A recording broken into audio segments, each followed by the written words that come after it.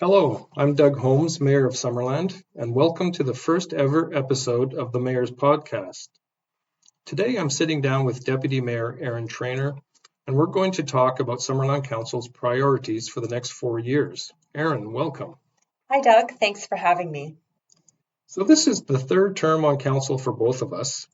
It seems like after every election, there's about a million things we need to get started on. Of course, we can't do everything at once, so basically, all of council and senior management sit down, make a list, and prioritize. Yeah, that's right. And we also have to consider priorities from previous councils. For example, continuing to advocate for the Food Hub project. That has been a priority since at least 2013, 4 councils ago. Lots of effort has gone into bringing the Food Hub to Summerland, and we are so close. We need to keep it a priority to ensure that it becomes a reality. The same is true for separating our water system. Prices are skyrocketing for the chemicals we need to treat drinking water, like caustic soda and chlorine. So it doesn't make economic sense to use water from the water treatment plant to irrigate orchards and vineyards. Water mains have been twinned in Prairie Valley and Garnet Valley. Now we have newly twinned lines on Giant's Head Road, and those need to be connected as well. That's right. And another example is the organics processing facility. It's been in the works for a while and soon will be producing grade A compost that residents can use in their vegetable gardens. But I would say that the biggest carryover is the rec center. We'll be holding a referendum for a new swimming pool. It's one of our top priorities. But the assessment of the old pool and planning for the new one actually started with the last council. Yes, of course, there's nothing stopping a new council from putting the brakes on anything started by a previous council. Sometimes that's justifiable, but I think it speaks to the experience and maturity of our council that we're staying the course on so many priorities. We understand that most municipal infrastructure projects require a lot of planning, and they can't be completed within a single term of any one council. A lot of effort and public engagement has gone into our master plans, and we need to start implementing them. Exactly. It's kind of like all the trail work that we're doing, including Giant's Head Mountain. That is all part of our Trails Master Plan. In the near future as well, we'll also be starting community engagement for Conkle and Cartwright Mountains. And upgrading Wharton Street and the entrance to Memorial Park, they are priority projects for this council this term, but they came out of the downtown neighborhood plan that was completed last term. It sounds like we have a lot of plans, hey? Well, fail to plan, plan to fail. That's what I always say. That's true. I think it's also worth mentioning that most of the time, the provincial and federal governments actually require us to have a plan in place before we can apply for grant funding. We have to show them that we are ready to go and that we're serious about our projects. Yeah, projects need to be what they call shovel ready. Realistically, there are projects on our priority list that probably won't go ahead unless we get grant funding for them. For a small community, we've actually been pretty successful so far in getting government grants. We've received them for the solar project, the organics facility, Giant's Head Mountain trails, even for upgrading the washrooms at Peach Orchard Beach so they will be able to be used year round. Yeah, and we're waiting to hear on grants to rebuild the Kiwanis Pier and to extend sewer to Deer Ridge. And knock on wood, we'll get a grant or two for a new rec center. Hopefully. Either way, now we have all of these good plans in place and we're not going to let them sit on a shelf. As you said, we have to implement them. I should add we're just completing our 20-year road and water master plan. This is the first step to being able to pave more roads over the next 4 years. First up will be Dale Meadows Road and Jubilee West. Yeah, I think it's really exciting that we are getting started right away on these projects. We heard loud and clear during the election that we need to repave roads more consistently and we got to stay on top of potholes.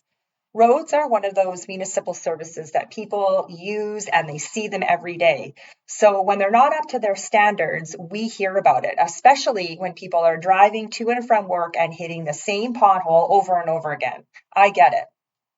Roads are certainly a priority, but we also need to invest in the core infrastructure that isn't so visible. We can't be repaving a road 1 year, only to go dig it up the next year to fix a water main. That's where the road and water master plan comes in.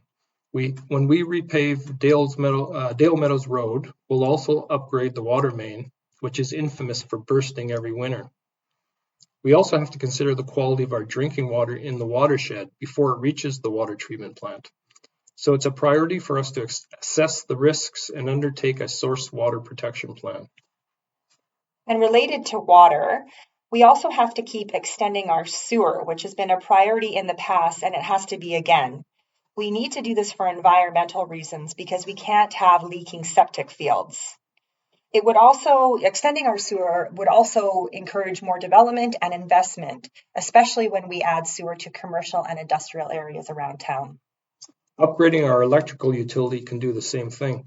Of all our core infrastructure, electrical is the one that's furthest past its best before date. Sooner or later, we'll need a voltage conversion project to bring what they call three-phase power to the whole community. Right. And another big election issue that we heard is about affordable housing. I mean, that's an issue around the province. And I think it's important that we keep prioritizing affordability. Right now, we're working with community partners and BC Housing to provide targeted assistance where we can and where is needed. And we're also looking at our zoning. We're going to consult with the community on how to do more infill development, and the downtown neighborhood plan speaks to increasing residential density around our downtown area. Housing and affordability is probably a topic for a future podcast. In the meantime, we're coming to the end of this one, and there are many more priorities we haven't been able to discuss, like reviewing development cost charges, looking at a hotel tax, advocating for a primary care center, off-leash dog parks, implementing the climate action plan. The list goes on. Looking at them all together, it is a long list. But I think that we've set some realistic timeframes for starting and finishing each project, and we're prepared to be flexible if needed. So I think it's all achievable. One thing that could impact the timelines is an unforeseen event like the pandemic, or a major wildfire, or flooding like we had in 2017.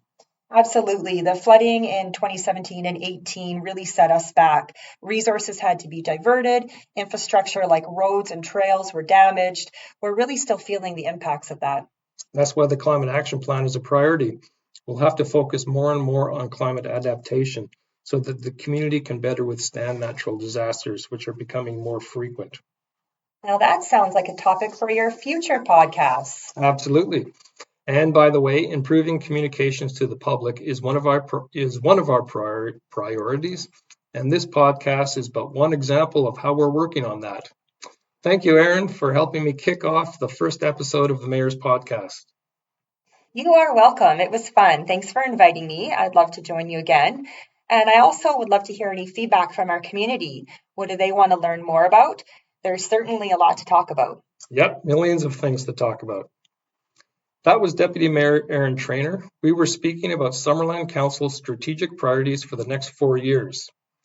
For details of each priority and the different projects we've been speaking about, please visit the district website.